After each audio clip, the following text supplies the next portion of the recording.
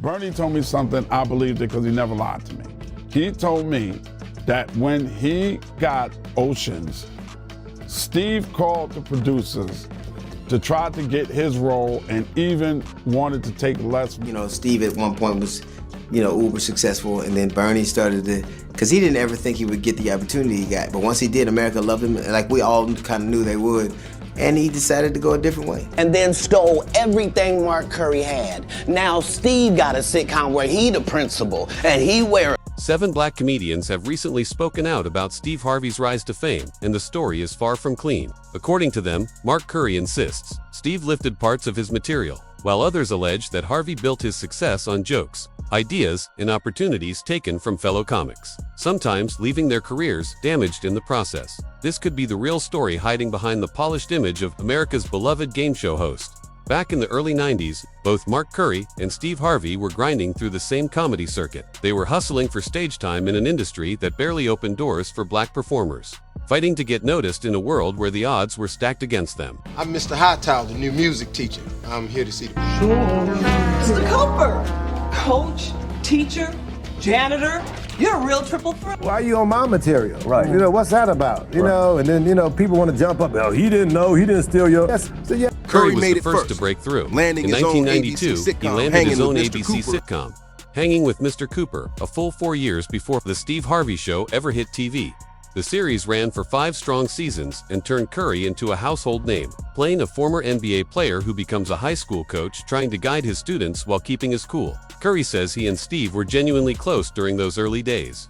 But according to him, that friendship didn't stay smooth for long. Comedy Jam 25. It's good to see so many funny people together in one room, all wondering the same thing. Is Katt Williams gonna show up?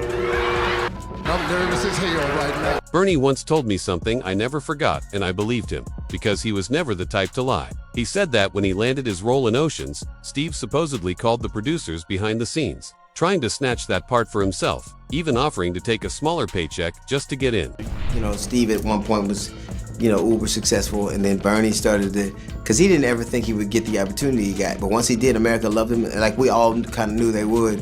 And he decided to go a different way. This was the same Steve who, according to Curry, would sit and watch him film entire episodes of his sitcom. The two used to talk deeply about comedy and what it meant to break into Hollywood as black men at a time when real opportunities were rare. Curry says he shared the full concept of his show with Steve, a comedian working at a school, trying to guide students with humor and heart.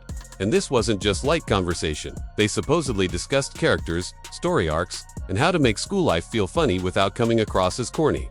Then, in 1996, The Steve Harvey Show premiered and the setup looked strikingly familiar. Another comedian turned teacher, working with students, blending jokes with meaningful lessons. The similarities were hard to ignore. Both lead characters were former athletes who became educators. Both eventually stepped into administrative roles, and both spent their days mentoring troubled kids. Even the overall tone and episode structure seemed almost parallel. Yeah, it was ridiculous. You know what I mean? It was like the idea of the joke that he was even talking about. The same Steve that went to go watch Mark Curry do his whole sitcom and then stole everything Mark Curry had. Now Steve got a sitcom where he the principal and he wear a suit. You don't do your material around a lot of comedians.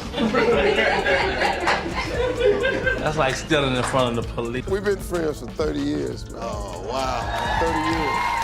That's big, man. That's crazy, man. You know how people say that about marriage? That's a long time in Hollywood to be friends. Curry says he felt betrayed, but he chose to stay quiet for years, fully aware that Hollywood didn't like seeing one black entertainer publicly calling out another. For him, staying silent was a form of survival. At that time, black artists were constantly told to keep disagreements behind closed doors. No public drama, no speaking up. So Curry kept his head down while Steve's show rose in popularity and his own slowly faded from the spotlight. That I was just a no-name comedian and that he could take this joke and nobody would know. Right. The issue was that I had already done this particular joke on BET's Comic View twice. Bernie, felt like he didn't want to do it anymore. He was on his own path, and Steve. So, nothing like that ever happens or doesn't happen for a reason. So I was disappointed. But just saying, I can't let these dudes lie. Cedric's sitting here telling you why he ain't a movie star. He over here look like a walrus. You didn't say nothing. This is like Steve Harvey telling people he used to be homeless. That's my story. That's not his story. Steve Harvey wasn't never homeless. When Mark Curry was touring with him 25 years ago, he was making $3,000 a show in cash and doing 5 shows a week. Bernie is one of those people, like certain other people in my life, that I knew very well. If Stretch told me something, I would believe it because he never lied to me. Bernie told me something, I believed it because he never lied. In 2019, Curry appeared on The Mike and Donnie Show and claimed that Steve had even taken his Halloween material. According to Curry, Harvey used real stories from Curry's life on television as if they were his own. When Curry saw it, he said he was stunned. That was his bit. He mentioned confronting Steve during Def Comedy Jam 25, but says Steve acted like he had no idea what he was talking about. Then in 2024, Katt Williams revived the entire conversation on Club Shay Shay, alleging that Steve had taken far more from Mark Curry than people realized. And that moment blew the internet wide open. After Katt's interview went viral, fans began comparing scenes from Hanging with Mr. Cooper and The Steve Harvey Show. Viewers found clips with nearly identical setups, punchlines, and even character types. Too many, it looked too similar to be a coincidence. More like Steve had borrowed a little too heavily. Harvey never responded directly. No statements, no denials, nothing. He simply moved forward while his fame kept climbing and Curry's career slowly quieted down. By the early 2000s, Steve was headlining the legendary Original Kings of Comedy tour with Cedric the Entertainer, D.L. Hughley, and Bernie Mac, packing arenas across the country. The Spike Lee film documenting the tour became iconic. But behind the success, things were far from perfect. Bernie Mac became the breakout star, raw, fearless, and genuinely beloved, and rumors began circulating that Steve didn't like how much attention Bernie was getting. Then, in 2003, Bernie dropped a bomb in GQ magazine, claiming Steve tried to get him removed from the Kings of Comedy tour because Bernie was shining too bright. Bernie said directly, "Steve Harvey tried to get me fired." That statement shook the comedy world. This wasn't creative tension, it sounded like betrayal. Radio host Ed Lover later backed Bernie's version, saying Bernie personally confided in him about Steve allegedly trying to undercut him. The tension reportedly got so bad that a second Kings of Comedy tour never happened. They couldn't even stay in the same room together. Bernie kept winning in Hollywood with the Bernie Mac Show and film roles, but he never forgave Steve. When Bernie passed in 2008, the two had never resolved their issues. Steve only referred to Bernie as a special dude. Avoiding the deeper story, fast forward to January 3, 2024. Katt Williams went on Club Shay Shay and shattered Steve Harvey's clean public image. The interview racked up over 80 million views and Katt held nothing back. He accused Steve of stealing Mark Curry's sitcom concept, lifting Katt's own homeless story, and building a career on material taken from lesser-known comics. Katt even claimed Steve was part of a tight circle, including Cedric, who protected one another while allegedly copying from up-and-coming comedians. What made Katt's words land so hard was the confidence behind them. He spoke with specifics, examples, and zero hesitation, not like someone gossiping, but like someone speaking from first-hand experience. He even challenged Steve to respond.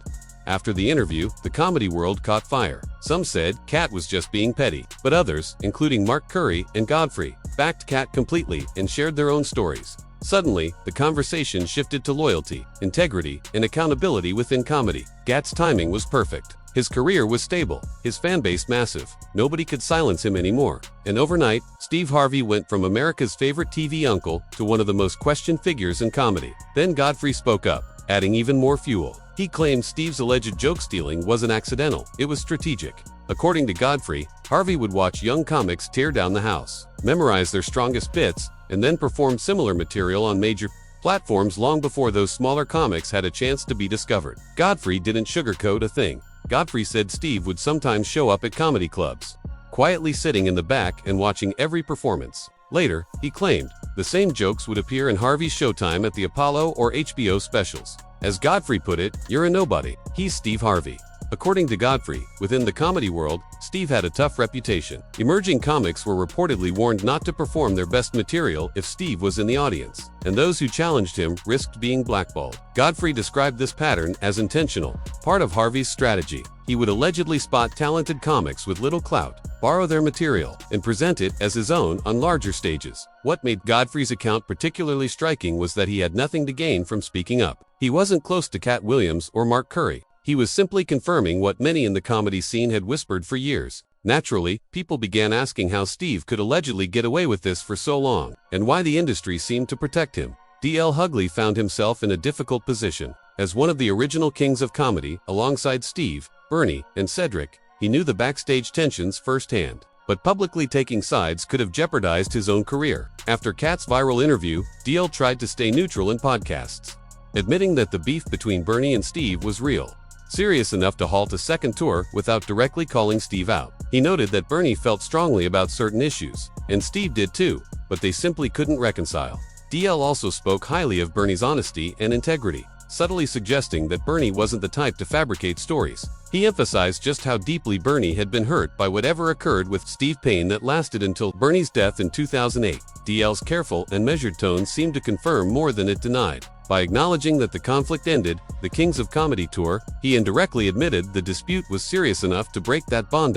In October 2024, Black Comedy in America hosted a discussion with Steve Cedric, and DL's body language reportedly showed unease when defending Steve. He praised Bernie, acknowledged the tension, and never called Katt a liar, only describing the situation as complicated. Cedric, however, went all in for Steve, defending him vigorously and calling Katt's claims revisionist history. His full-throttle defense made fans question what exactly Cedric was trying to protect. Cedric claimed that Steve never stole material, even insisting that the homeless story was genuinely Steve's, not Katt's. He framed Steve as a target of jealousy from bitter comedians. But his defense didn't address why the Steve Harvey show mirrored hanging with Mr. Cooper, or why multiple sources, including Bernie and Ed Lover, corroborated stories of betrayal. Many from different eras were saying the same thing. Yet Cedric dodged these points. The situation was further complicated by Cedric's own past. In 2007, Joe Torre and other comedians accused him of stealing material for a special. Cedric denied it, but the accusation lingered. So when he defended Steve, many saw it as one alleged joke thief covering for another. Katt Williams even suggested that Steve and Cedric protected each other's material. It made sense. Exposing Steve could reopen scrutiny of Cedric's own history. During that October 2024 interview, Cedric tried to keep things civil, emphasizing that Bernie was family and that no mistreatment occurred. Yet he still admitted that the beef was real and serious, a contradiction that spoke volumes. If everything had been fine, why was there no second tour? Why had Bernie gone public with GQ? Cedric's words suggested image management over truth.